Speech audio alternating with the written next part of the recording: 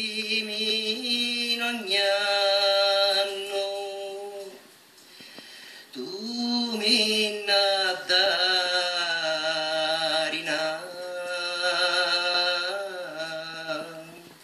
cima lo giorno. Questa proiezione soprattutto noi l'abbiamo inserita su proposta degli amici all'interno della programmazione del Fronte al Porto Film Club.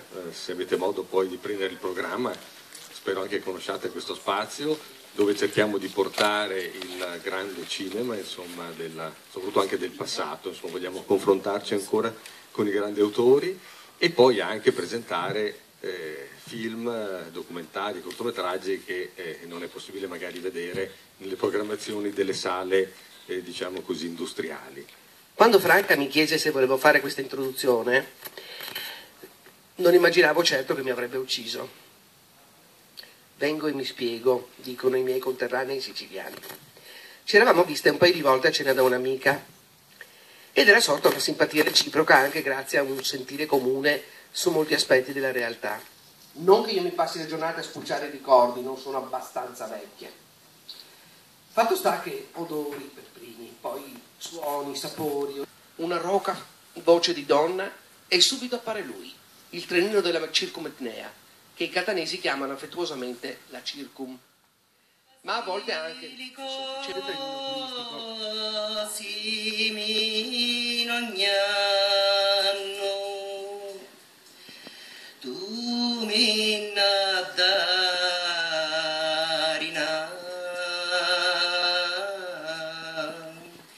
cima lo giorno tu mi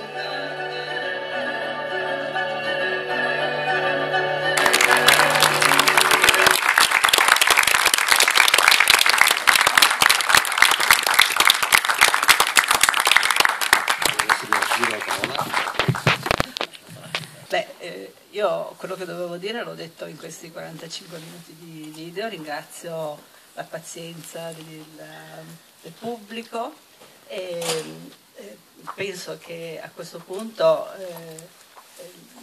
qualcuno avrà anche forse qualche curiosità nei confronti di questo meraviglioso treno che in 110 chilometri fa il giro di tutta la base della montagna, cioè dell'Etna.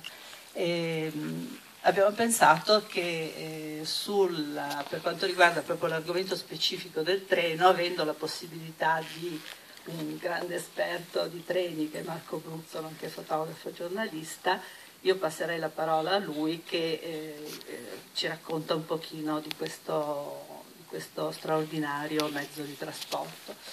E l'unica cosa che volevo dire è che alcune riprese sono state fatte, come avrete notato, dall'esterno del treno ed è stato possibile farle in una giornata bellissima di giugno con l'assistenza, l'aiuto, la compagnia, la guida di un farmacista catanese, anche lui esperto di treni, fotografo, che mi ha accompagnato nei posti più diciamo scenografici, salendo fino a quota 1000, perché questo treno, come avete visto, attraversa la parte alta del vulcano e quindi le lave di circa l'altezza di 1000 metri. Cedo la parola a Marco.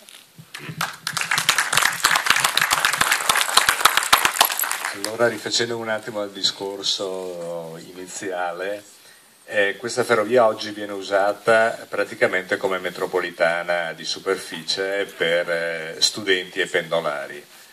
Ha una caratteristica di essere chiusa la domenica, in modo che i turisti, se la domenica vogliono utilizzarla, non la possono utilizzare. Ha varie fortune questa ferrovia. La fortuna che negli anni 60, quando la società che la gestiva, che era una società privata, è fallita, è ritornata sotto la protezione del Ministero dei Trasporti, che voleva passare alle Ferrovie dello Stato. Per fortuna non è passata alle Ferrovie dello Stato. esiste in Sicilia solo la circumetronea come ferrovia a scartamento ridotto. La ferrovia a scartamento ridotto ha una particolarità proprio per come è costruita, attraversa zone che avete visto di una bellezza inaudita. Io vorrei... Sì, scusate, io vorrei dare questi fiori a Franca a nome della famiglia. Grazie. Dimenticavo di dirvi che in questa sala in questo momento ci sono ben 3 attori, personaggi che hanno fatto parte di questo film, quindi un applauso anche a loro.